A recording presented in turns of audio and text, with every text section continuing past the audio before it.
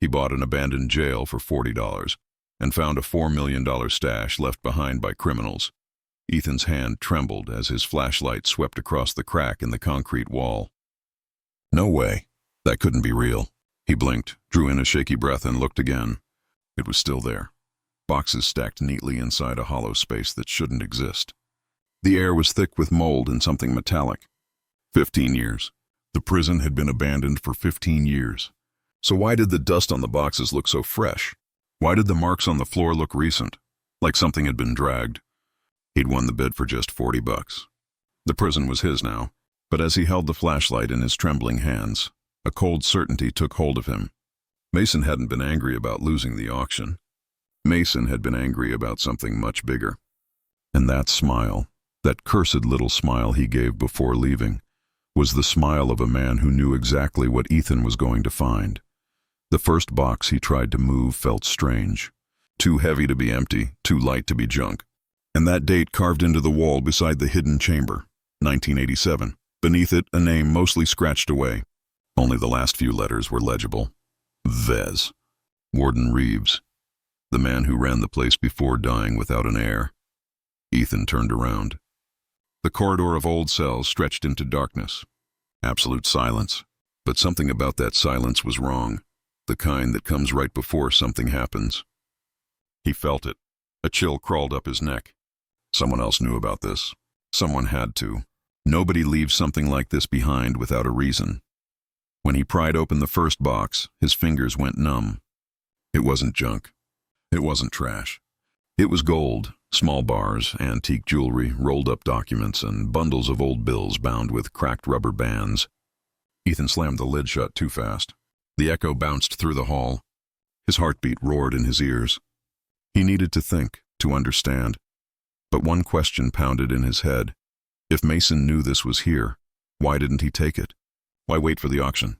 And more importantly, what was he planning now? Ethan slipped one gold bar into his pocket. His palms were slick with sweat. He sealed the compartment as best he could, glanced around, empty. But the feeling of being watched didn't fade.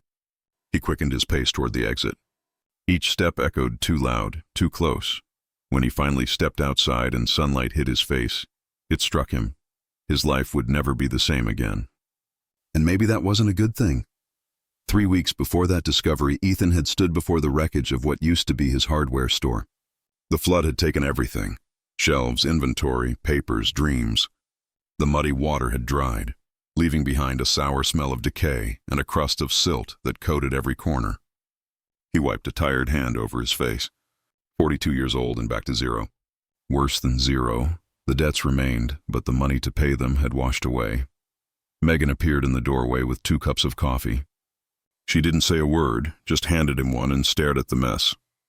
His younger sister, a nurse at the county hospital, she was always the practical one. The saver, the planner. Ethan was the opposite. A gambler, a dreamer, a believer in last-minute miracles. And look where that had gotten him. You need to start over, she said finally. But do it right this time, no rush. No crazy ideas. Ethan took a sip of the bitter coffee and shook his head. He didn't have time for slow plans or careful steps. He needed something fast, something that could turn everything around in one move. That's when he saw the ad. County auction. Abandoned properties, lots and old structures being cleared from public record. Low prices for those willing to take a chance. He felt that old tingle, the same reckless spark that made him open his store years ago. It was risky, but risk was all he had left. The auction took place in a stuffy room at City Hall. A handful of people showed up, most just curious onlookers. Ethan sat in the back, sweating. In his pocket, the last $50 he owned, everything he had in the world. The auctioneer began. Empty lots, condemned houses, half-collapsed warehouses. Nothing worth a glance. Until he read, Old County Jail decommissioned. Brick structure, 30,000 square feet. Starting bid, $20. Ethan leaned forward. A solid old building, probably cheap. He could clean it up, divide it into storage units, rent the space out. People always needed places to keep their stuff. 20, he said, raising his hand. A low voice cut through the air. 30, Ethan turned. Mason. Everyone in town knew him. A middleman who made a fortune flipping auction properties. But there was something different in Mason's eyes this time.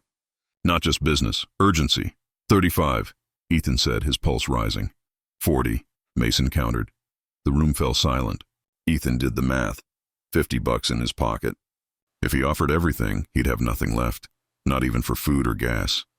But something about Mason's insistence felt wrong. Why did he want that old jail so badly? 40, called the auctioneer. Any higher? Ethan took a breath. 45, Mason's eyes narrowed. There was a pause, too long. Then Mason leaned back, arms crossed, a thin smile curling on his lips. The kind of smile that hides a secret. 45 once, twice, sold. Ethan could hardly believe it. He'd won. The jail was his. As Mason passed him by the door, he murmured, "Congratulations on your purchase. Hope you enjoy what you find in there." That smile again. A chill ran down Ethan's spine. Megan didn't believe it when he told her. "You did what?" She shouted in their tiny apartment kitchen. "You bought a jail with the last $45 we had." "It's an investment," Ethan tried to explain. "I can clean it up, rent it as storage. People pay good money for that kind of space. It's a real opportunity." She folded her arms. "Or you could have just bought groceries, paid some of the rent, thought for once with your head. But no, you gambled again like always." Ethan looked away. "It's not a gamble. It's a plan." She shook her head and walked off. Slamming the bedroom door, he stood there, staring at the rusty keys, heavy, ancient, stamped with county jail, property of the state. Now they were his, Ethan Reeves, owner of an abandoned jail. It sounded ridiculous even to him, but it had to work. It needed to work. He could already picture it, clearing the debris, painting the walls, dividing the corridors into secure storage units. He could even sell the place's history, storage in a former jail. Maximum security. It was going to work. It had to. It had potential. It had to. The next morning, Ethan drove out to the old county jail for the first time as its owner. The place sat miles outside town, down a dirt road no one used anymore. A massive gray structure loomed ahead, surrounded by a tall wall topped with rusted barbed wire. The iron gate hung slightly open. He pushed it, and the hinges groaned like something alive. Inside, the courtyard was a graveyard of neglect. Weeds grew through cracks in the concrete. Broken glass shimmered across the ground. Iron bars rusted on shattered windows. Yet the bones of the building were solid, thick masonry walls, an intact roof. Nothing a serious renovation couldn't fix. Ethan stepped into the main block. The central hallway stretched into darkness. Rows of cells on each side, iron doors hanging half open at odd angles, the air thick with mold and rust. He switched on his phone's flashlight, 15% battery. He had to be quick. He moved cell to cell, inspecting each one. Tiny, maybe 10 feet square. Stained walls, rotting mattresses, graffiti, names, dates, curses, all buried beneath a thick coat of dust. In the fifth cell, something caught his eye. The back wall was slightly different in color, brighter, patched. He tapped it with his knuckles. Hollow, his heart skipped. Empty space behind it. He glanced around and spotted an old metal rod in the corner. He grabbed it and started hitting the wall. The brittle plaster cracked and fell. A few more strikes and a hole opened up. He widened it with his hands, breaking off loose chunks. The light from his phone cut into the space beyond. Boxes, several of them, stacked tightly inside a hidden compartment. Ethan froze. The boxes were old wood but well preserved, each marked with faded numbers and coded letters he didn't understand. He pulled the first one free, heavy, not debris. He set it down carefully and pried at the lid. The wood resisted, then gave with a dry snap. Gold, small bars of gold. Antique jewelry. Rolled documents. Bundles of bills bound with brittle rubber bands. He picked up a bar. It was real, heavy, cold, solid. His hands trembled. This couldn't be real, but it was. And he'd just bought the entire place for $45. His mind spun. How much was it worth? Thousands? Millions? Then Mason's smile flashed in his memory. Hope you enjoy what you find in there. He knew. Mason knew about the stash. But why hadn't he taken it? Why let Ethan win the auction? The phone went black. Battery dead. Darkness swallowed him whole. Ethan froze. His heart pounded so hard it hurt. He dropped to the floor, fumbling until he found the box again. He slammed the lid shut, shoved it back into the hole. His hands were shaking so badly that 2 gold bars clattered to the floor. The metallic sound echoed like a gunshot. He snatched them up, stuffed them into his jacket pocket, and stumbled toward the exit, blind. Each step was a gamble. The corridor was pitch black. He reached out, feeling along the walls. His foot caught on something. He nearly fell, caught himself just in time. Sweat slid cold down his spine. At last a faint light glimmered ahead. The doorway. Daylight.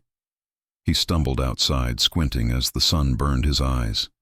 He drew in sharp breaths, trying to steady the tremor in his hands.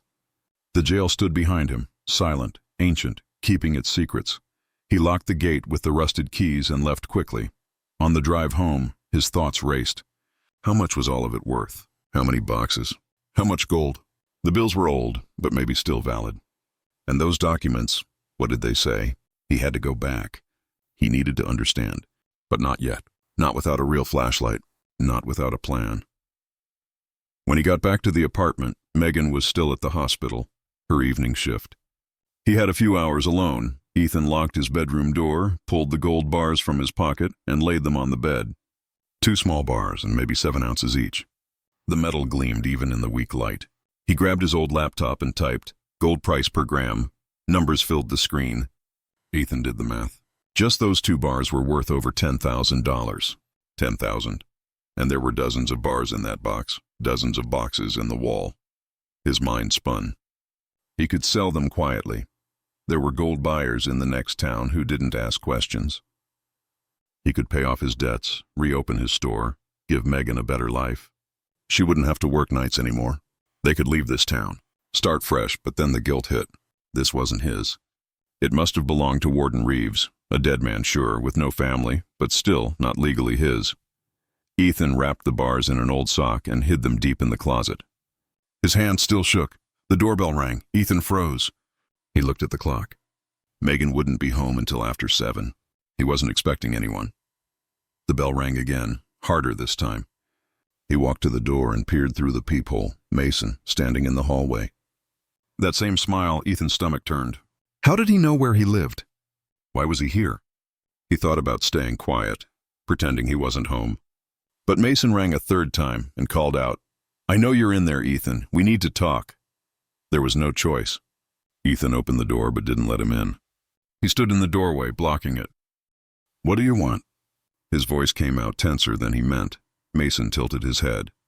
Just checking how your first visit to your new property went. Find anything interesting? Ethan's blood ran cold. He forced a neutral look. Just junk. Place is a mess. Gonna take weeks to clean up. Mason took a small step forward. His eyes were sharp, unblinking. Is that right? See, I know that place pretty well. Worked there for years before they shut it down. I know every cell, every wall, every secret. Ethan gripped the door handle tighter. I don't know what you're talking about. Mason smiled, slow and deliberate. Sure you do. You found Warden Reeves's stash, and now you're thinking about keeping it. But let me tell you something, that isn't yours, and you have no idea how much danger you're in. Ethan tried to shut the door, but Mason wedged his foot in the gap. Look, Mason said, raising a hand. I didn't come here to fight. I came to make a deal. Partnership. You found the treasure, but you don't know how to move it. I do. I've got contacts, people who buy, no questions asked. We split it 50-50, and no one ever has to know. Ethan's thoughts raced. Mason was offering a way out, a way to turn the gold into real money. But something didn't add up. If Mason knew about the stash, why hadn't he taken it before? Why let the jail go to auction? Why did he need Ethan now? Why didn't you take it when the place was still abandoned? Ethan asked, keeping his voice steady. Mason let out a short laugh. You think I didn't try? That place was locked up tight. County security swings by every week. Cameras at the entrance. But now you're the legal owner. You can come and go all you want. Nobody suspects a thing. And in that moment, Ethan realized this wasn't a partnership. It was a trap. Mason wanted Ethan to do the dirty work, get everything out, take all the risk, and then split the profits. Or maybe not even split them. Maybe Mason had other plans entirely. I need to think, Ethan said quietly. Mason crossed his arms. You don't have much time to think. The longer you wait, the more people could find out. Warden Reeves had partners, powerful ones. People who know what's down there and who are just waiting for the right moment to take it back. Ethan's heart pounded. There are others after it. Mason nodded slowly. Why do you think the jail sold for so cheap? They wanted someone to buy it, someone clueless. A fall guy. When the gold's gone and the real owners come calling, they'll take back what's theirs, and you'll be the one they blame.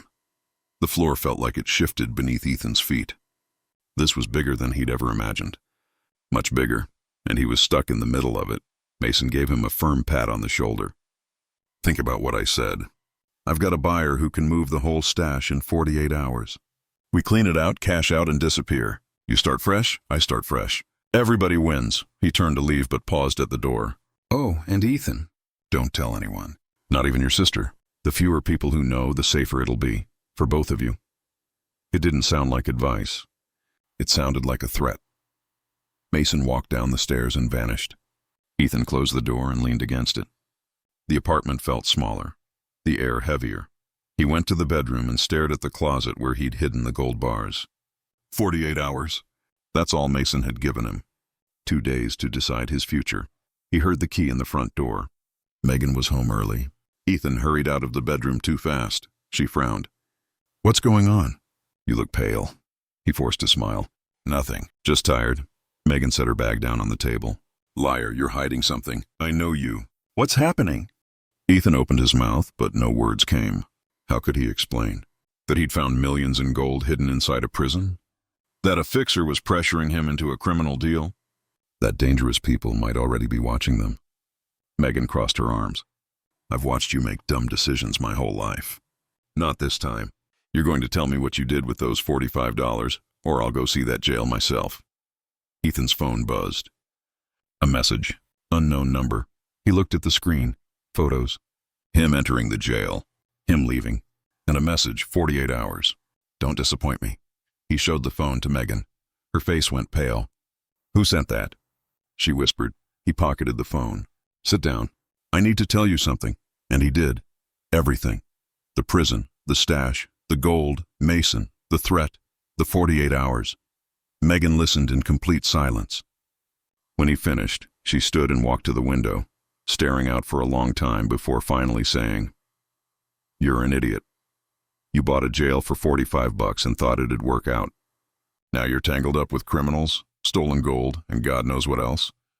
Ethan took a step closer. I didn't know what was in there. She turned. But now you do. So what are you going to do? Take Mason's deal and become a criminal yourself? He exhaled. Or we could turn it all in. Tell the police. Megan laughed bitterly. You really think they'll believe you just found it? That you didn't know? They'll say you bought that place because of the gold. You'll go to prison.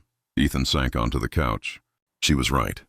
Any story he told would sound like a lie. A broke man buys an abandoned jail and finds millions hidden inside the same day. Nobody would believe that, so what do I do? His voice was tired, desperate. Megan sat beside him. You put it back, all of it. You pretend you never saw any of it. You forget it exists. But Mason knows, Ethan said. And whoever took those pictures, they know too. If I do nothing, they'll get the gold anyway. And I'll be left with nothing again. Megan took his face in both hands. At least you'll be alive. That's worth more than money. That night, Ethan couldn't sleep. He lay staring at the ceiling, replaying Mason's words in his head. 48 hours. Tomorrow would be the second day. What would Mason do if he refused? And what if the others, the so-called real owners, were real? Or was Mason just trying to scare him? In the middle of the night, he got up quietly so he wouldn't wake Megan. He went to the closet, pulled out the gold bars, and stared at them. Maybe $15,000 in his hands, enough to fix everything. Pay the rent, buy groceries, maybe even get Megan something nice for once. She worked so hard. She deserved better. His phone buzzed again. Another message from the same unknown number. This time not text, an audio file. Ethan put on his headphones and pressed play. The voice was distorted, mechanical, impossible to recognize. Ethan Reeves, you have something that isn't yours. We gave you time to understand the situation, but time's running out. Tomorrow night, at midnight, you'll go to the jail. Put everything back where you found it, and walk away. Don't look back. If you don't, your sister Megan will have problems at the hospital. Mistakes happen. Wrong doses, wrong meds. Understand? Ethan's blood ran cold. This wasn't just about him anymore. It was about Megan. They knew where she worked. They knew her name. They knew everything. He saved the audio file, then went to her room. She was asleep on her side, breathing softly. She didn't deserve this. None of it. Ethan returned to the living room, opened his laptop, and started searching. Warden Reeves.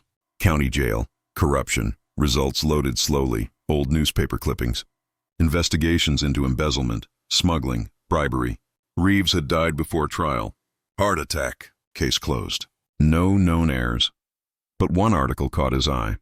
A photo of Reeves standing with local politicians and businessmen. And there, in the corner of the photo, a younger man. Ethan zoomed in.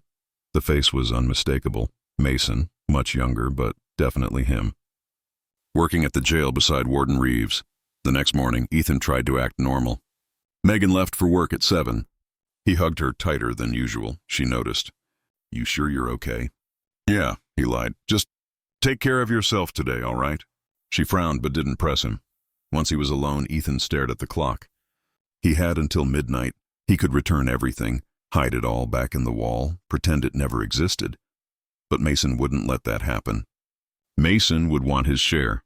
If Ethan didn't hand over the gold, what would Mason do? Turn him in? That would mean admitting his own involvement. No one would risk that, unless Mason had some kind of leverage, a way to protect himself while throwing Ethan under the bus. Ethan needed answers. Real ones. He grabbed the jail keys and headed out. He had to go back there, see the stash again, understand exactly what he'd stumbled into. The dirt road was empty under the afternoon sun. He parked far from the gate so no one would see his car. The iron entrance creaked as he eased it open. Nothing but silence. He slipped inside and locked it behind him. This time he'd brought a real flashlight. He went straight to the 5th cell. The hole in the wall was still open. He shined the light inside and counted. 8 boxes in total. Pulling out the second one, he pried it open. More gold, more cash, and stacks of rolled-up documents tied with old twine. He untied one bundle. Contracts, bank transfers, receipts, all under the name of Warden Reeves. Massive sums. Dates from the late 80s and 90s. But what caught his attention were the other names. Local businessmen, 2 councilmen, a judge. People still alive. People still powerful. It hit him. These weren't just papers. They were evidence. Proof of bribery, money laundering, kickbacks. The gold and the cash had been part of the scheme. Reeves must have kept them as insurance, blackmail material. But he died before he could use it. The secret stayed buried until now. Until Ethan bought the jail for $45 and cracked open that wall. He photographed several pages with his phone, slipped 3 document rolls into his jacket, and carefully put everything back. He'd need those. They were his only leverage now. As he stepped out of the cell, he heard something, an engine outside. Ethan froze. Turned off his flashlight, listened. The engine cut. A car door slammed. Footsteps echoed in the courtyard. More than one person. He ducked into a nearby cell and pressed against the wall, holding his breath. Voices. Low. 2, maybe 3. He recognized one immediately. Mason. The other was older, deeper, authoritative. He's been here, Mason said. 5th cell. Back wall. You sure he hasn't taken everything yet? The older man asked. Mason chuckled. I've got eyes on him. He only took a couple bars. The rest is untouched. But we've got to move today. He got our message. He'll show up at midnight to put it back. That's when we grab him red-handed. Ethan's stomach dropped. It was a setup. Mason never wanted a partnership. He wanted Ethan to return the gold so they could catch him with it, frame him for theft, use the photos as evidence, and walk away clean with everything. The older man's voice came again. And the documents? Mason hesitated, not sure if he saw them. Something heavy scraped the floor. They were opening the boxes. Where's the red file? The older man barked. Mason's tone grew nervous. It was in the 3rd box. Let me check. A tense silence. Then a roar. It's not here! Someone took it! Mason tried to calm him. It's got to be in another box. We'll find it. But the man was furious now. If those papers leak, we're done. All of us. You said you could handle this. Ethan realized then. The red file must have been the key evidence. Proof against that man, and whoever he was panicking. Desperate men were dangerous. Ethan glanced toward the exit. Blocked. He'd have to wait them out or find another way out. He scanned the cell. A high window. Rusted bars. Maybe weak enough. He climbed, using cracks in the wall as footholds. Reached the bars. Pulled, they shifted. Years of rust had eaten the bolts. He worked carefully, trying not to make a sound. From the corridor came more shouting. "Check every box. I need that document." The older man's voice was unsteady now. Mason muttered something back, trying to sound calm.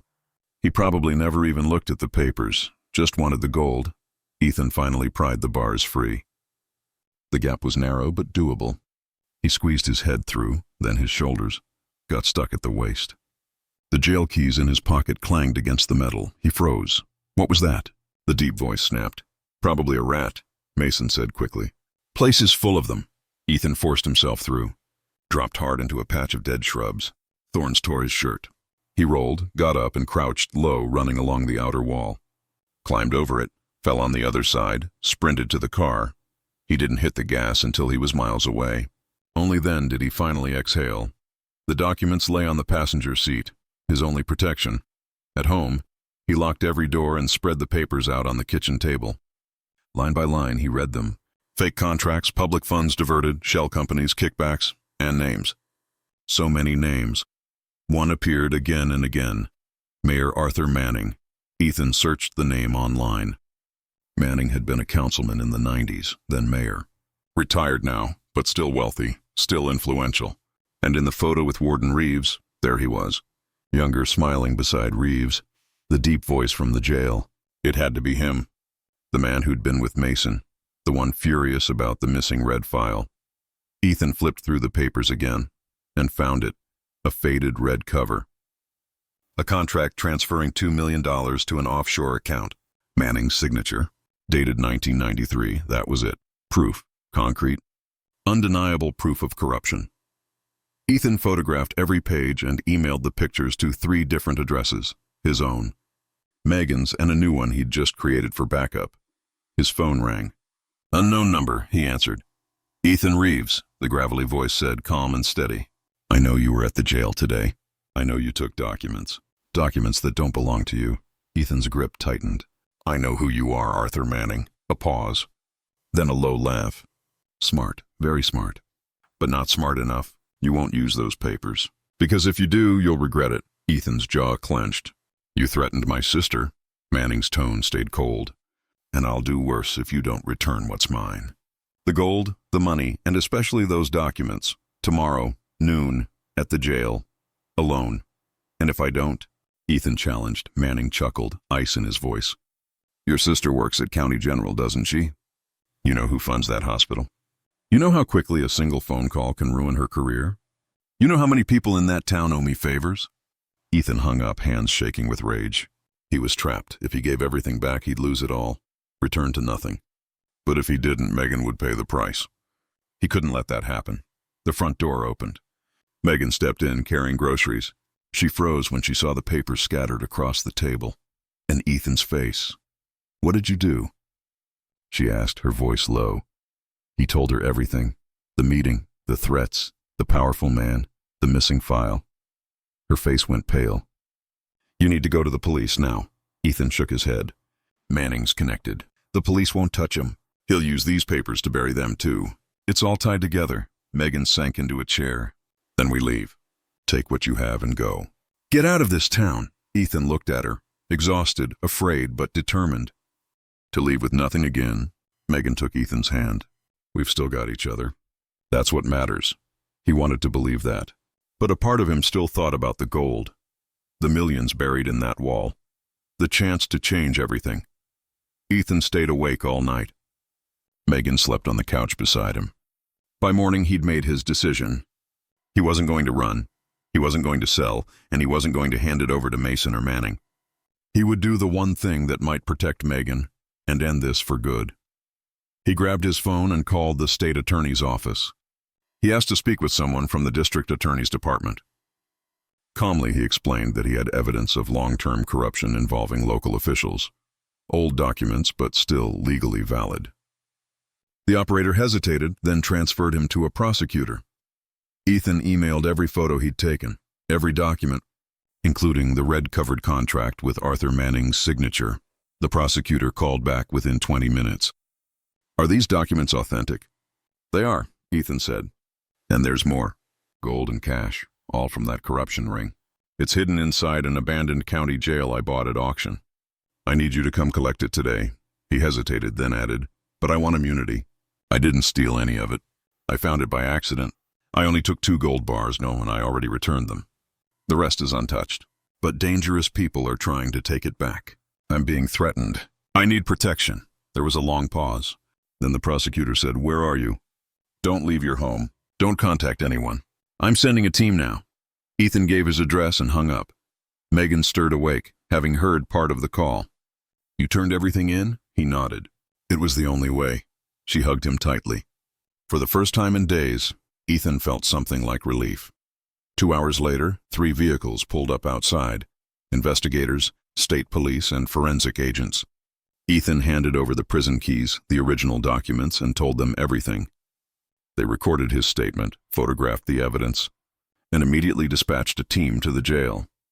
By the time they arrived, Mason and Arthur Manning were already there, caught red-handed trying to move the boxes. They were arrested on the spot for obstruction of justice, conspiracy, and making threats. Manning tried to use his influence, but it didn't work. The state attorney's office didn't answer to anyone local. Within days, the story exploded across the news. A decades-old corruption scandal reopened. New names surfaced, people still holding office. Mason turned state's witness, confirming everything. The embezzlement under Warden Reeves, Manning's role, and the network of officials involved. Ethan and Megan testified multiple times. In the end, he was granted full immunity, no charges filed. After all, he had legally purchased the property and had come forward as soon as he realized what he'd found. The gold and cash were seized by the state. Some of it would be returned to public funds. The rest would be auctioned. The total recovered value was estimated at just over $4 million, far less than Ethan had imagined at first, but still an incredible sum. 3 months later, the county offered Ethan a reward for helping recover stolen public money and exposing the corruption. $50,000. It wasn't the treasure he'd dreamed of, but it was a real new beginning. Ethan accepted. With the money, he opened a small, honest hardware shop, debt-free this time. Megan kept working at the hospital, her mind finally at peace. No more threats, no more fear. Mason remained in jail, awaiting trial. Arthur Manning lost everything: his wealth, his properties, his influence. He faced multiple charges: corruption, racketeering, criminal conspiracy, and intimidation. 6 months later, the old county jail was demolished. In its place, the city built a public school. One afternoon, Ethan drove by. Children were laughing and playing in the yard, their voices echoing where silence and secrets once lived. He thought about that gold bar he'd once held, the cold, heavy weight of temptation. He could have kept it. He could have taken Mason's offer. Sold it off. Lived rich, but he'd probably be in prison now. Or worse. Megan walked up beside him, slipped her hand into his. "Was it worth it?" she asked softly. Ethan smiled. "Yeah. We're alive, free, and we've got a future." "That's worth more than any gold." She leaned her head on his shoulder. "That's what real treasure is." They went home together. The store was small, but steady, growing, honest, clean. Ethan had learned his lesson. There's no such thing as easy money. No luck without a cost, but there is integrity. There is the right choice, and that finally let him sleep at night. In town, the story of the man who bought an old jail for $45 and found millions became a legend. But the truth was simpler. It was the story of someone who had the chance to be rich and chose to be right instead. And in the end, that choice was worth far more.